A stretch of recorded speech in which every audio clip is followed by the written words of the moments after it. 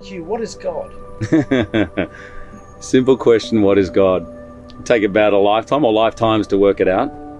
I suppose for me is my idea of consciousness. God is not a thing, something you can necessarily see. It is within everything and outside of everything. I believe that God, the absolute, whatever you want to call it, the self, is unchanging.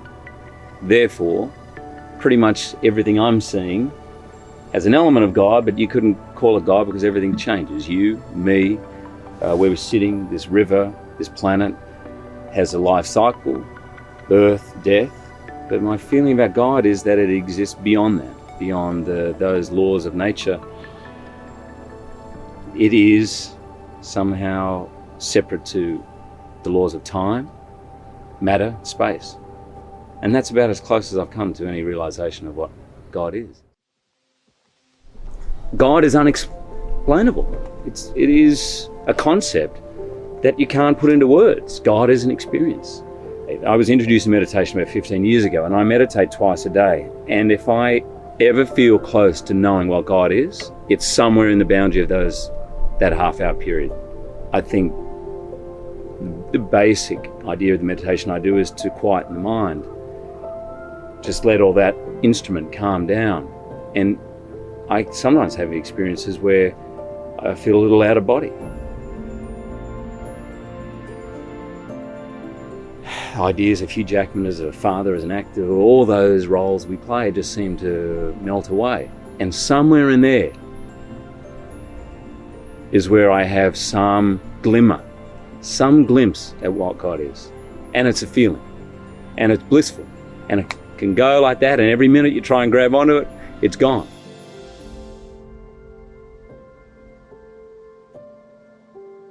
It's a different experience every time, but I get glimpses of something that energizes me on such a deep level that I'm not sure exactly what I'd do without that form of prayer. It's a way to be in touch with who I really am.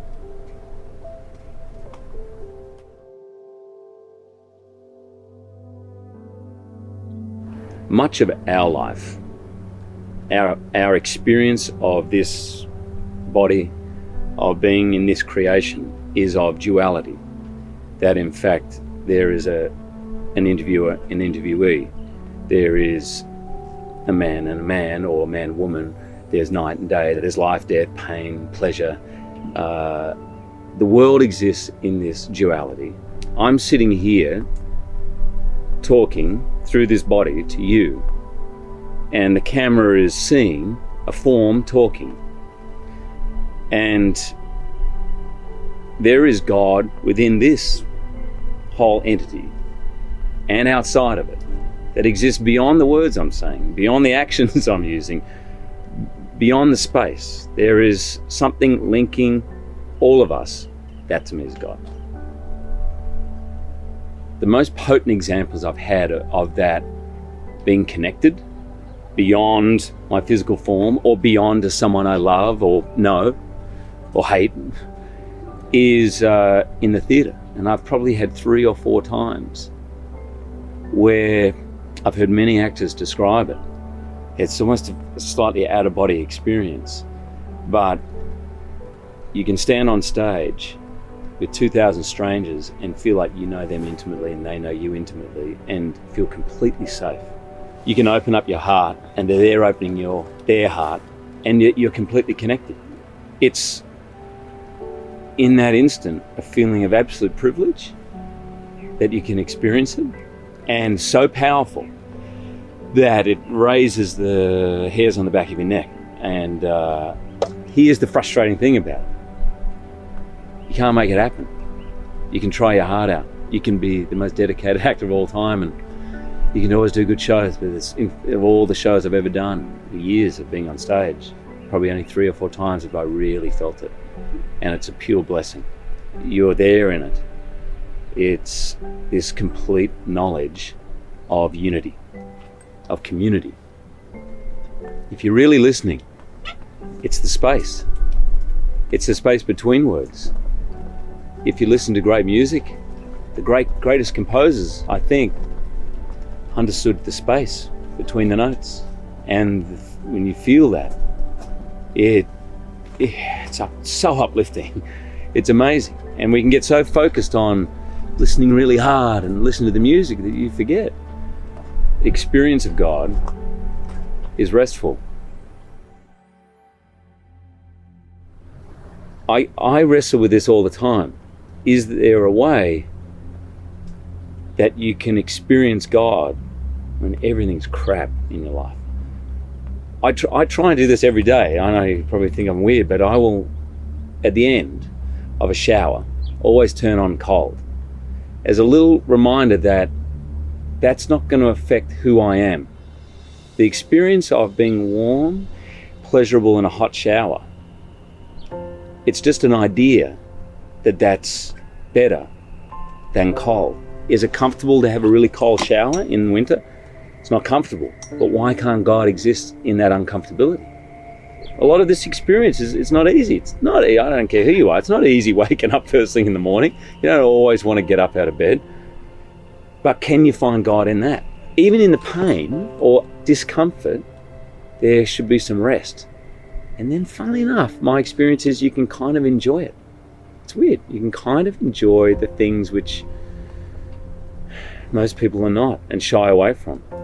Fear is something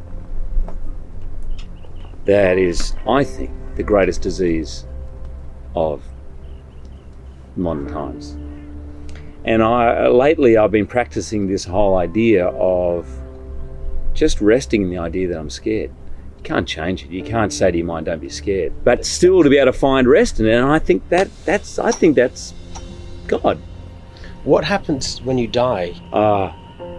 I think death, you said at the beginning of this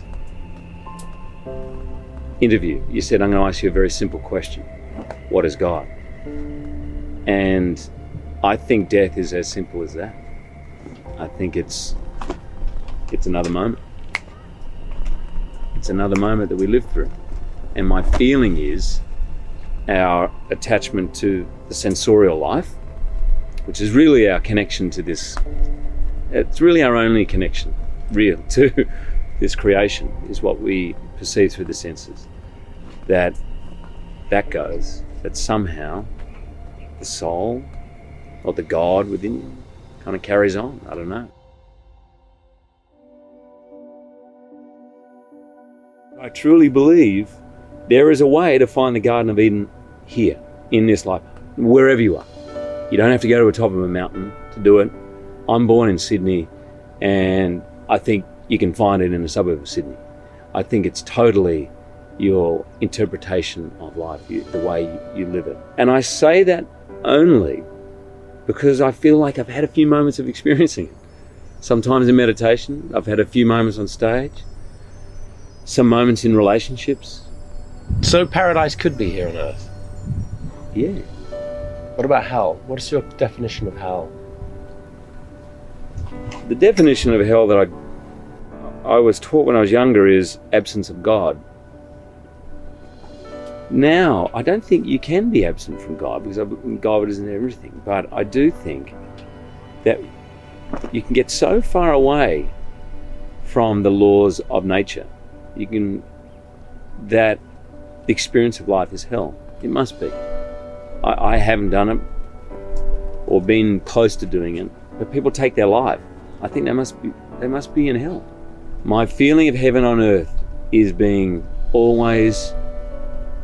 always realizing that we are by nature truth, consciousness, and bliss. That is actually our nature. It doesn't mean that you won't go through pain, but within painful or hard times, there can be an experience of bliss. Why can't we love our own life when it seems tragic? What is that? Why does that stop? And it's obviously to do with attachment. You can watch a play and you can be crying watching it and absolutely love it. And yet, if it was your own life, it could be to the point where you want to kill yourself. And that's because you're attached to it. Whereas when you watch a play, you're not attached to it. You just fully can enjoy the fullness of being human, the human experience. You can enjoy it. I think for me, that's hopefully the secret.